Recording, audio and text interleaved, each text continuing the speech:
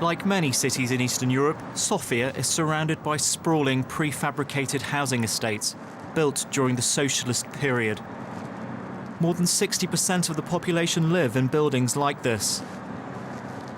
Historically, low energy prices meant little or no attention was paid to energy efficiency. Many of the buildings are now in a bad state of repair and often use 30% more energy compared to housing in Western European countries. Nikolai Stoichkov lives with his family on the 10th floor of a prefabricated block. The temperature inside the building used to be as low as the temperature in the street. Every other year we were repairing the block and the roof, and we just couldn't afford to carry out the constant repairs to keep warm. In recent years, there's been widespread recognition that the process of deterioration must be stopped, but only a handful of buildings have been renovated. With soaring energy prices, many residents have resorted to sticking insulation to outside walls, but with limited results. With no coordinated approach to upgrading, the United Nations Economic Commission for Europe is working alongside local partners to improve the energy efficiency of such buildings. We assess the situation of the housing stock, existing housing stock in a country, and we make suggestions how this can be made more efficient, but also better for the citizen and the household living in the building. By insulating walls and ceilings, replacing old windows and doors, and upgrading heating systems, buildings can be made much more energy efficient.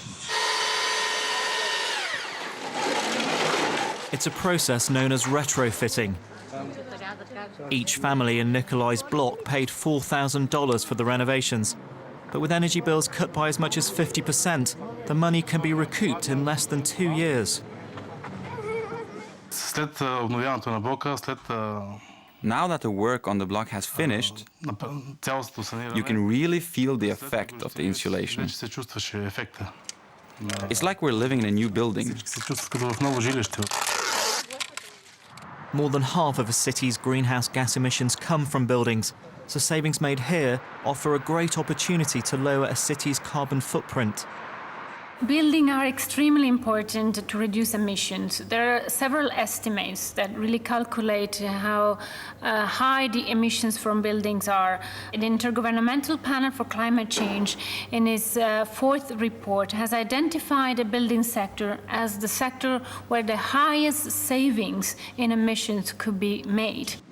Retrofitting all of Bulgaria's aging housing stock will take time, but it's hoped that the energy, carbon emissions and money saved here will show a greener way forward for the millions of other families living in similar properties in the region. This is Andrew Martin of UNTV for CNN Worldview. When you think about your impact on the climate, you often think about how much you use your car or how often you fly. But what I realized in Bulgaria was making a few simple changes to your own home could have a huge impact not only on your own carbon footprint, but on that of your city. Retrofitting is a win not only for the environment, but offers a great chance to stimulate the economy, creating thousands of green jobs.